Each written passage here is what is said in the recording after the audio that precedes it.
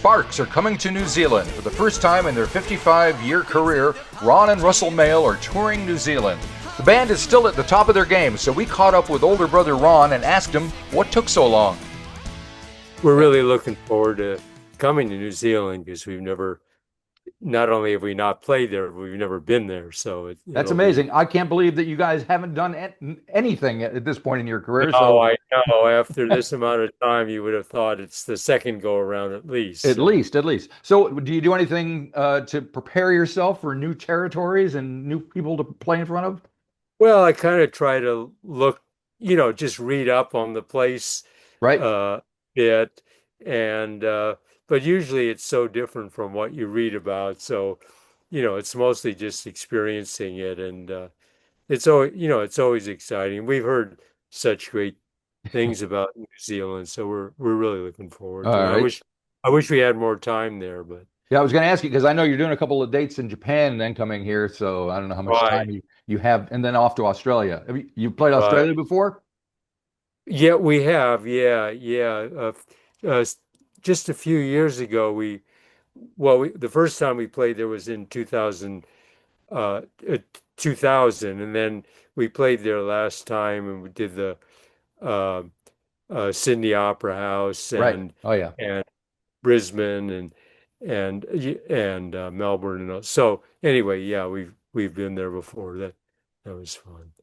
So I know you had the Mad album out, which was fantastic, and that was a couple of years ago. So knowing the way that you guys work, you're probably already three steps ahead, working on something ahead of time. So what can we expect when we see the band and hear you? Well, we're we since we haven't played in New Zealand before, we're going to do a lot of things from the set that we previously did, but then this time around we're incorporating quite a few older songs, but that we've never haven't performed live recently. So Right. it'll be kind of a combination of things from the new album and other songs that we kind of feel almost obliged to play, and then kind of surprise songs that maybe, you know, some people aren't even aware of. So it's a combination. All right. Because I know you did I just got through watching the film about you guys, the Sparks Brothers film, and my head is full of all this new information, even though I've been a fan since 1974 or so. And I thought it was amazing that you did all of your songs in London. I don't know, it was 10, 15 years ago now, but have you retained any of that? Uh, well, all I've retained is I never want to do it again. It's I'm glad that we did it once. It's kind of like, being in a marathon or something, but it was so grueling and stressful, satisfying, Right. but and also it was interesting just seeing the differences in the audiences sometimes for one album and then another album. But it was and we played all the albums in the order on the Order. album. Sometimes it was like a strange experience because sometimes the song that was the one that you would end your set with normally was the song that started the Yeah. album. Yeah. And then we had to fill it out with some B-sides Besides, too. So it was of course you had it, to. it was an experience. Well, I do have a copy of the first album, but Oh yeah. unfortunately, it's not the half Nelson version, but it's close enough. Well, we forgive you. We forgive you. Thank Music God. is the same. So But your work ethic, I mean, where did that come from? Because, you've been writing songs and recording them since, 50, 60 years now. And I know the band itself had, a few dry periods or periods where they hadn't recorded anything in particular. But my understanding is you're always writing. What drives you? well, I don't know. We just are so passionate about what we do that we want to just see how far we can carry it. And we feel that our sensibility is something unique in pop music and uh, so it's a thing of always trying to just kind of push what we're doing. And it's been encouraging of late because more encouraging because both with the documentary, Edgar Wright, the Sparks Brothers film, and also with Annette, the musical that we film musical we wrote, that there have been kind of new fans coming and they Right. come to the shows. So there's like a really pretty broad spectrum of people that come, and that's always motivating for Right. us. Yeah. It's got to be really satisfying too I mean, you're one of the few bands of your era that can claim to have new fans jumping on all the time, and that's Oh, possibly because of the change in the styles and the experimentation that you've done. They talk about your consistency on the film, but your inconsistency is your consistency in some respect. oh, that's pretty much it. Yeah. And so, we don't really like nostalgia so much. That was why, when with Edgar Wright in the documentary, he kind of wanted to make it that every era was kind of equal Right, and wasn't like the golden age. And then after that, it's like, ho hum, it was. And so that was kind of, aside from it being Edgar Wright, that was the major selling point. right. I mean, you could almost call every album Introducing Sparks because it was Yeah, no, it's and that's correct. yeah. Now I see you have a thing with Muhammad Ali in the background there. That's pretty. Oh yeah, Is he? yeah. Why is he on display? Oh, I don't know. I got a lot of things on this. Unfortunately, a lot of things Oh, on that's display. cool. But I really, I always loved him just because, I mean, just aside from the fact that he's the most phenomenal boxer of all time, but also just his kind of,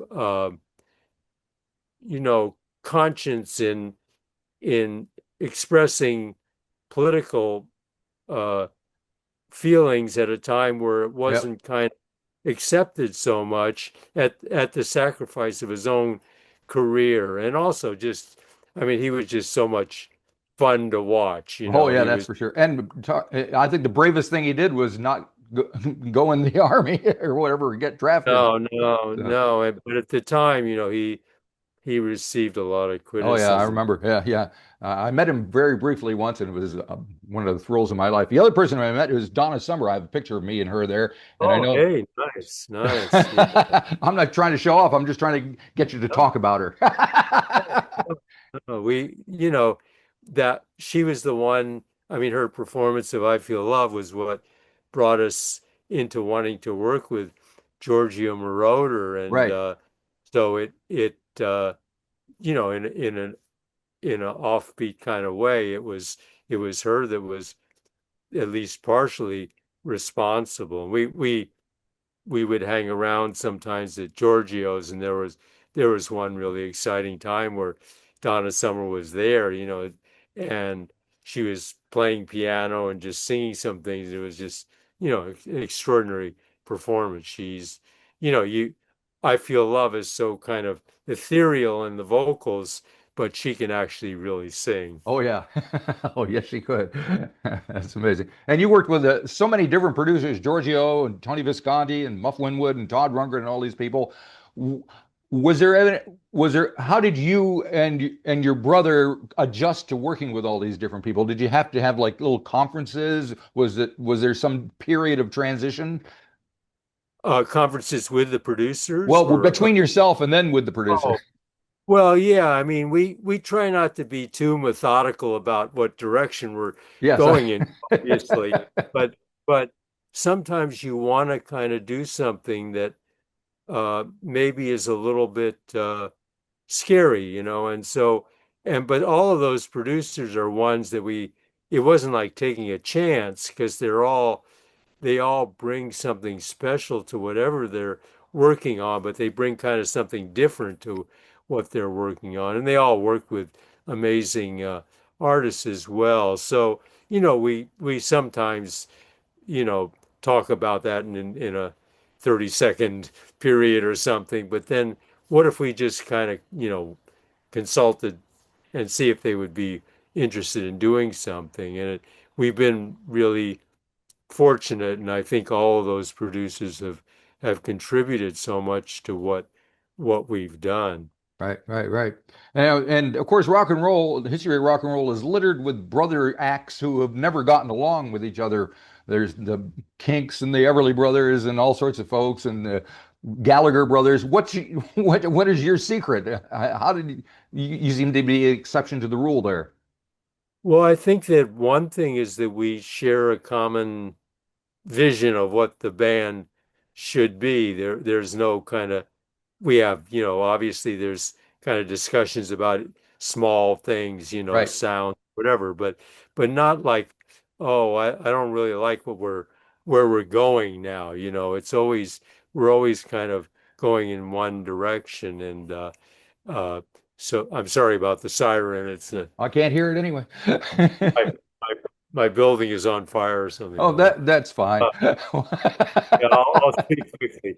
So, uh, but I think also our roles within the band are discrete, and so that really helps. That we're not kind of stepping on the other person's territory as far as like gaining attention as a lead singer or a songwriter and keyboard player. So that's contributed as well.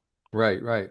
And I think I heard in the film that you guys saw the Beatles twice. I don't think I've ever met anybody who's seen them actually twice. That must have been I just got to ask you what that was like. It was really insane, because one time we saw them at the Hollywood Bowl and another time in Las Vegas. And, their sets were like, I thought at the most they were like 30. 25 minutes long. Yeah. And they just had, little Vox amps on stage and no monitors or anything, but it was, just this wall of screaming. And so, it was a pretty extraordinary experience. We're really Yeah. fortunate in that way. Yeah, yeah. Well, I see Paul McCartney's just put a new song out and he's in his 80s. I think you're 80 years old at this point. Uh, it seems like age doesn't matter anymore. There's so many people that I've talked to, listened to that are in their 70s and 80s. Willie Nelson's 90 something. Do you give it much thought? Well, I don't, to the point where it would paralyze me and kind of make me question how can I be doing this at this age, because it is kind of ludicrous and surreal Right. to be doing, and especially the kind of music we're making. We're making um pop music and not a mature kind of music in a certain sense. It's mature in in a way that we feel it's mature, but not in the way that it's kind of um uh, looking back fondly at moments and all that sort of thing. And but I try not to think about those things too much, other than when I'm traveling in airports and everything, and then I realize, wow, this is rough. Yeah, fair enough. And I believe you guys are probably students of film and music. I'm wondering if you follow contemporary. You watch the Oscars and the Grammys. Do you have favorite, recent pieces of art that that you like to talk about and think about? Yeah, yeah. I mean, in particular, I really like from last year in Hollywood. Anyway, I like Sinners. I thought Right. that was really something something special and a really bold kind of move where it's kind of six genres in one film. And so I think as for an American film that really was something that I really Yeah, found we just special. had Christone Kingfish Ingram playing here a couple of weeks ago, just around the corner. Oh, oh, Who was yeah, part wow. of the film, I believe. Did play some music. Yeah, Yeah. yeah. Uh, and any other directors that I know you've had a few dances with directors over the years. Are you still keen to do something else? Yeah, yeah. We're we finished writing another movie musical, Right? and so we're now in the process. The easy part is writing it. The Oh, really? difficult getting the financing within the current atmosphere of film. And so, but we really feel really strongly about this. And we had such a great experience with Annette. It was the opening film at Cannes and all. Right. And you try not to be seduced by that world, but it's pretty seductive. And so Sure. we're aiming to get back there again. Cool. And music wise, what are you thinking about next? Well, we also have started writing, just kind of tiptoeing in, but writing things for the next album, because it if you kind of stop too long, then you kind of lose, I don't know, a certain thread. And so, I mean, you could look at it as being a way to refresh yourself by taking a long break, but we kind of like to keep moving. So we have started gently writing some new Sparks material in addition Cool. to the film. That's amazing. Was there ever a point in time when you thought maybe that was the end of Sparks? There was, something else you'd be doing, or you'd rather work with somebody else for a while, or anything like that?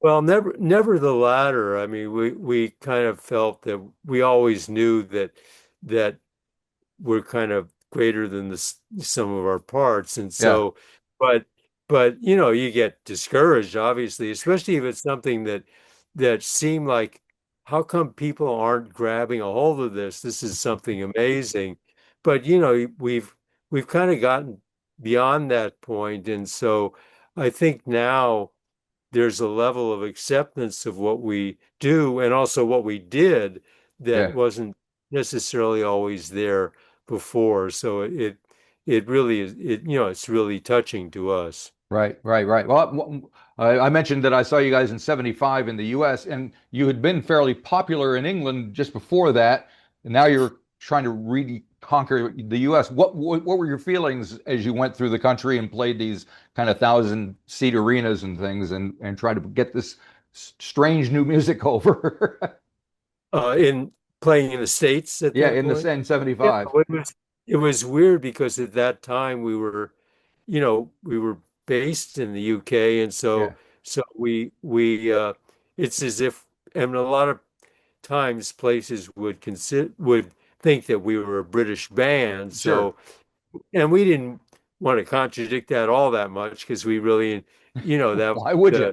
the well, the British bands were kind of what really inspired us. So it was an interesting experience, kind of going from England and touring in a foreign country, the US at the time. Yeah, yeah, because I managed to be in England in '72 visiting my grandparents, which is where I discovered like David Bowie and T-Rex and Mott the Hoople and all those bands. And you guys seem to be a natural progression to all that when I came back. And I was like, oh, they're American. Oh, holy crap. Oh, it's a lot of people, even now, they kind of, oh, we didn't know that. Yeah, but it seems like you've had success in the UK and the US and Germany. It's kind of universal. I mean, I guess your biggest hit in Australia was what, When I'm With You, and back in 1980. So you've kind of touched down in this area as well. Yeah, Right. And it's also odd because sometimes a particular song isn't known in another area. And yeah, so it's kind of uh, strong popularity in one place and not another. And those yep. kind of things, you really can't analyze it. Gotcha, gotcha. Well, it'll be interesting to see what the set list turns up when you guys get here, because I'm definitely going to be in the audience. I mean, it's been Cool. 51 years or so since I've seen you last, Yeah, so it's about time it's to see about you. time. It's about All righty. Well, thank you so much for talking to me. I really appreciate it, and hope you have a time. good trip and all goes well, and we'll see you in a month or two. If you enjoyed this episode of the 13th Floor's Music Talk series, please be sure to subscribe to the website or to the YouTube channel. Follow us on Facebook or Instagram, and wherever you find your podcasts. There's a whole lot more to discover.